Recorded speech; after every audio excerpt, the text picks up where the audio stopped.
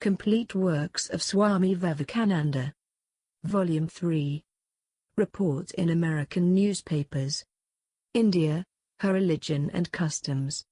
Daily Gazette, August 29, 1893. Rajah.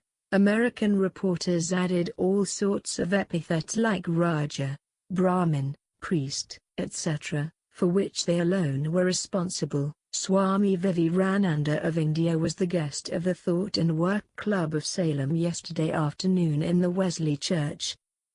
A large number of ladies and gentlemen were present and shook hands, American fashion, with the distinguished monk. He wore an orange-colored gown, with red sash, yellow turban, with the end hanging down on one side, which he used for a handkerchief, and Congress shoes.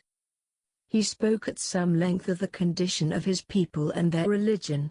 In course of his speech he was frequently and closely questioned by Dr. F. A. Gardner and Reverend S. F. Nobbs of the Central Baptist Church.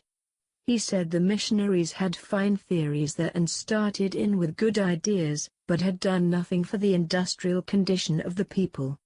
He said Americans, instead of sending out missionaries to train them in religion, would better send someone out to give them industrial education. Speaking at some length of the relations of men and women, he said the husbands of India never lied and never persecuted, and named several other sins they never committed.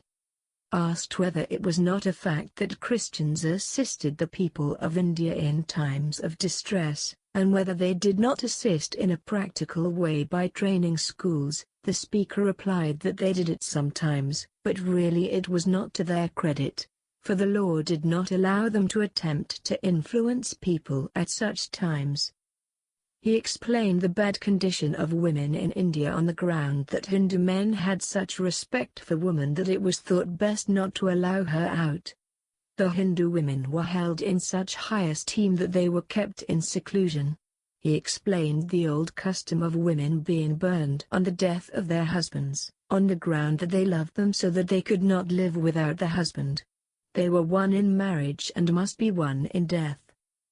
He was asked about the worship of idols and the throwing themselves in front of the juggernaut car, and said one must not blame the Hindu people for the car business, for it was the act of fanatics and mostly of lepers. As for the worship of idols, he said he had asked Christians what they thought of when they prayed, and some said they thought of the church, others of God. Now his people thought of the images. For the poor people idols were necessary. He said that in ancient times, when their religion first began, women were distinguished for spiritual genius and great strength of mind. In spite of this, as he seemed to acknowledge, the women of the present day had degenerated. They thought of nothing but eating and drinking, gossip and scandal.